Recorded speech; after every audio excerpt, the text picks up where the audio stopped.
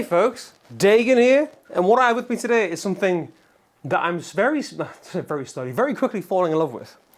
This is the Epiphone Inspired by the Gibson Custom Shop 1963 Firebird V. I say falling in love with it right now, I fell in love with it last week when I got it, so much so I even used it at a gig last weekend. That's how cool this guitar is. When you hold a Firebird, it's like you're holding like Excalibur or something.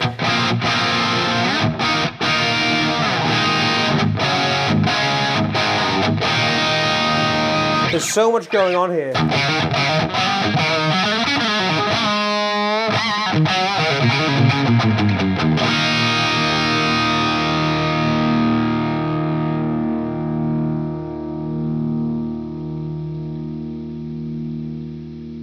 And it just rings for days. Because there's so much wood here, and the way it's constructed, which I'll talk about in a second, the thing just resonates like an absolute champion. Just like a £5,000 or let's say £15,000 to £25,000 reissue original 1963 Firebird.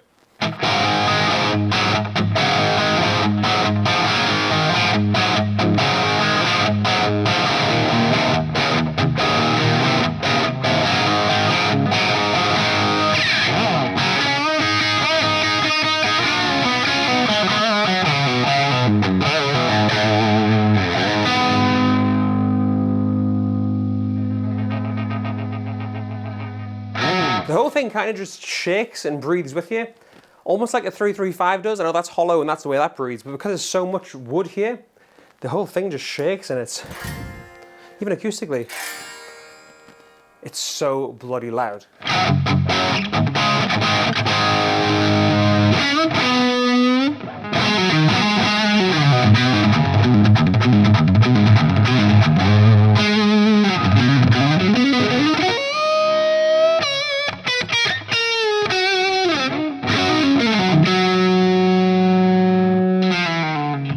And if you want to get one of these wonderful guitars for yourself, just check out today's sponsor, which is, of course, the mighty Andertons.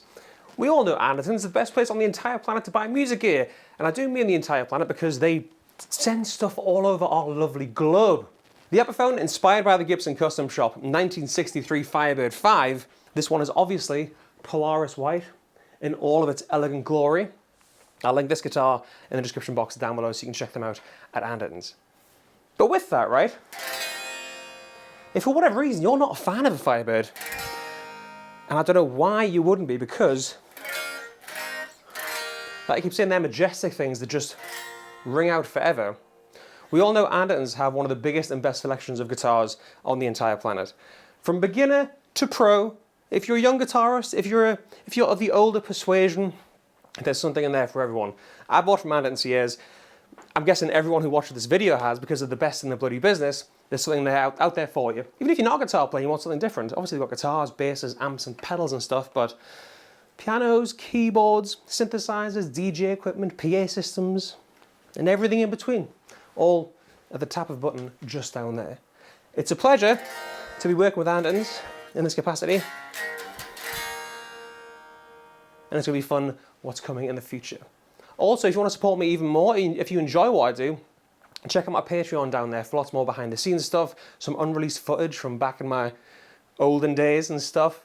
Lots of exclusive stuff on Patreon just down there to get a behind the scenes backstage look at what I got going on. There's even an unboxing of this with my first impressions of it.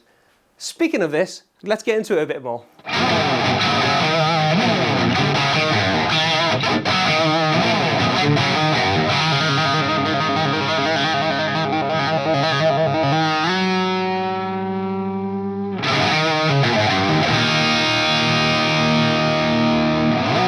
I fell in love with this guitar as soon as I got it out its box.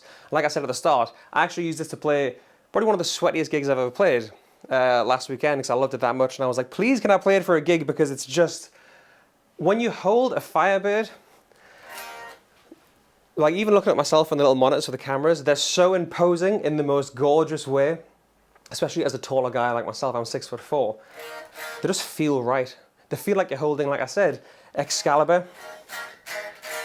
And no Firebird is more prevalent than the first year of production, 1963, which this replicates just beautifully. I know it's on the pricier point of the Epiphone scale, but Firebirds in essence are quite expensive to make anyways. I'll talk about the specs more in a second, but yeah. Faithful recreation of the Firebird V from 1963 in Polaris White, made by a guy called Ray Dietrich. Dietrichs? He was an automotive designer, designed cars and stuff back in the late 50s, early 60s. Gibson went a bit off-piste in the late 50s. Obviously the Les Pauls, the Bursts and the Gold Tops you all know and love, but they made the Flying V and the Explorer, and people weren't really too sure on them. They were pointy and weird, so they went away for a bit. Obviously we all love them now, but back then everyone was a bit like, oh, what's this? So they kind of wanted to, I don't know, be a bit more in with the cool crowd, so they got Ray, the automotive designer guy, to design a guitar. And the Firebird, and then its big burly sibling, the Thunderbird, were born. And they're just gorgeous things, from tip to strap button. They're fantastic. And 63, well, actually, first I want to talk on how just the fit and finish of this is remarkable. It came set up just gorgeous. There's no sharp frets. I mean, like I say, it is an expensive guitar, but people like to crap on Epiphone and stuff sometimes. But seriously, out the box, the attention to detail with the finishing of this guitar, besides my sweaty Geordie fingerprints, is just second to none. It's a gorgeous thing. The first thing people realize when they see this and they look a bit close, they see the two strap buttons. So there's a strap button on the back and up here. This is how it was in 1963. If you want your guitar like this, which I don't really like it because that encourages neck dive. But some people want to have it high, that's perfect. They don't want it on the back, but when it's on the back, no neck dive. One of the best features ever. So it caters for everyone, this guitar. And the construction, like I say, is an expensive way of doing things, but it's the proper way of doing things. So it's a full neck-through construction. I say from the tip of the headstock to the strap button at the bottom is 9-ply walnut and mahogany. All the way down, one piece, and then two lovely mahogany wings are glued on either side.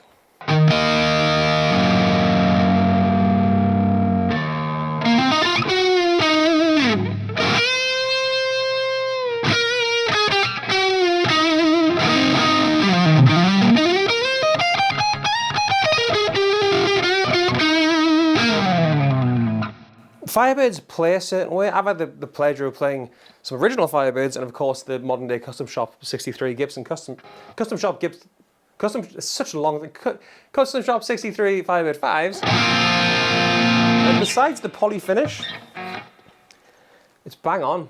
Like obviously proportions are perfect. The electronics and stuff, which I'll touch on again in a second, are all absolutely perfect. So it's just kind of the poly finish. Besides there being so much here as well, Firebirds do feel different because of the overall length of the strings. They feel a bit tighter. Like if you've got 10s on, it might feel like you're playing not 11s, but maybe 10.5s. Just tight under your fingertips. And that's just the trait of a Firebird. They're very direct and they're very focused in what you play. Everything you play feels very deliberate. With that length though, it is still 24 3/4" scale. You've got a lovely Rosewood fingerboard with 22 medium frets, not medium jumbo. Classic trapezoid inlays, and of course, up at the headstock, you've got that gorgeous reverse Firebird headstock with the Clouson planetary banjo-style tuners. Takes a bit of getting used to, if I'm honest, but they look really cool. And when you look down and see the Firebird headstock with those tuners, you just know you're playing something quite special when used to like Les Pauls and SGs like myself. Back down at the body, you've got Gibson USA Alnico 5 pickups. So mini humbuckers, which have a bit more spank to them.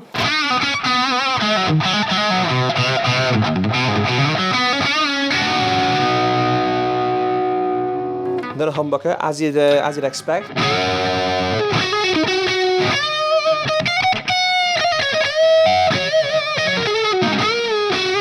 Firebirds are so easy to play because, similar to SGs, everything's kind of moved this way a bit because of the size of the guitar. So when you look down, you're already at the 22nd fret. You haven't got to stretch or reach for anything crazy. It's marvellous. Epiphone ABR1 bridge as well. And of course the beautiful Maestro Vibrola, which I love dearly. I've got them all on all my SGs. But I don't really like using them because I'm quite heavy-handed when it comes to tremolos.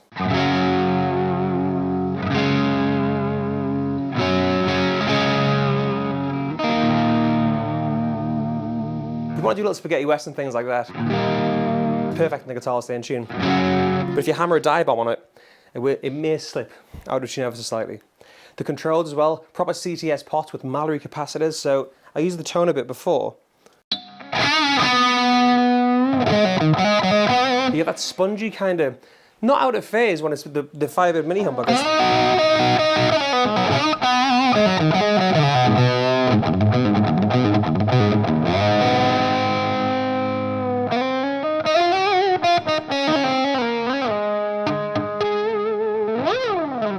Get that sponginess with the Mallory caps. It comes in a gorgeous case as well with Epiphone and inspired by the Gibson Custom Shop. On the outside, you get that same logo on the control cavity plate on the back and on the back of the headstock. That's kind of all the specs on this beautiful thing. I really recommend, if you haven't played one yet, like I said, I know they're a bit more expensive, but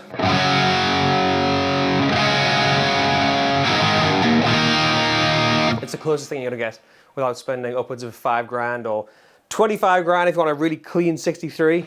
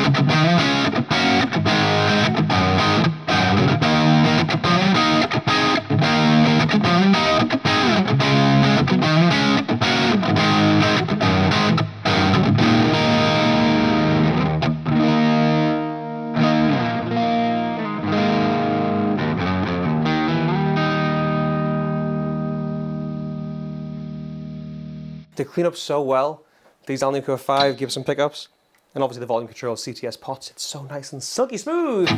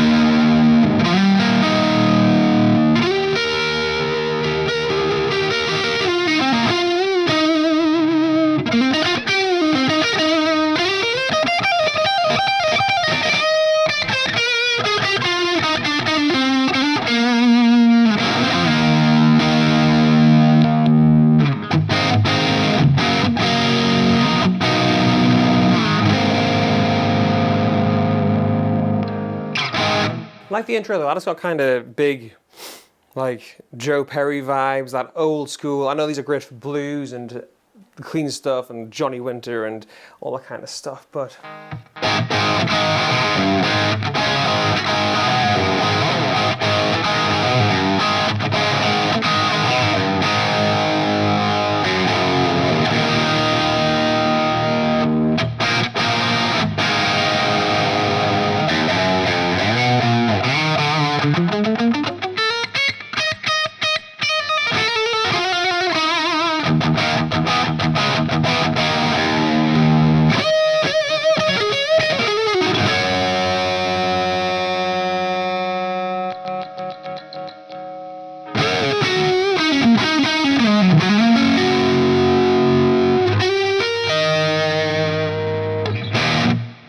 let's hear it with some clean tones now.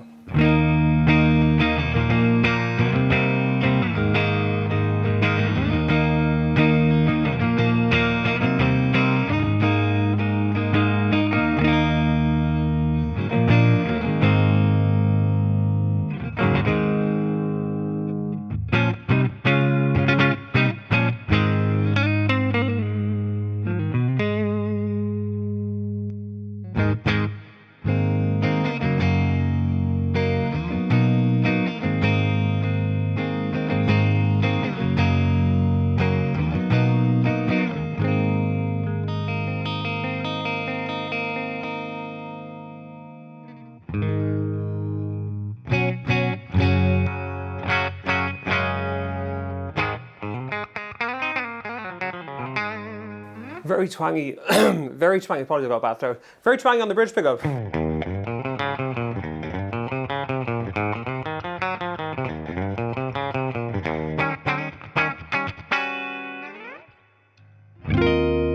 That neck pickup though was just gorgeous.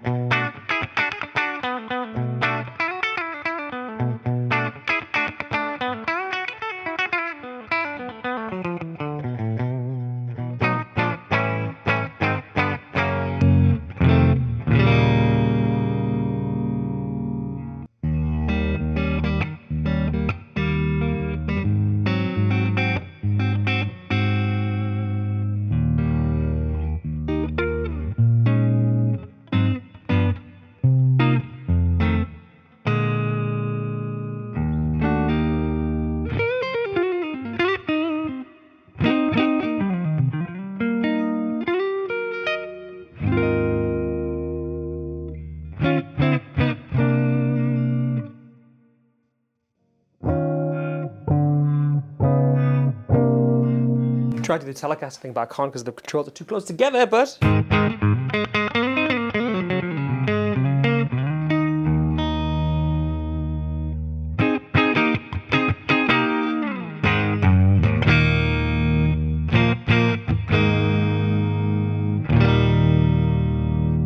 I don't want to put this guitar down, but I think I'm going to have to, because that's all the sight specs and sounds I've got on the beautiful Epiphone inspired by the Gibson Custom Shop 1963 Firebird V. Like I say, all links are in the description box down below, so check it out. Comment what you think, and if you want to support me even more, check out my Patreon link down there as well. Thanks for watching. I've been Dagan. I'll see you next time.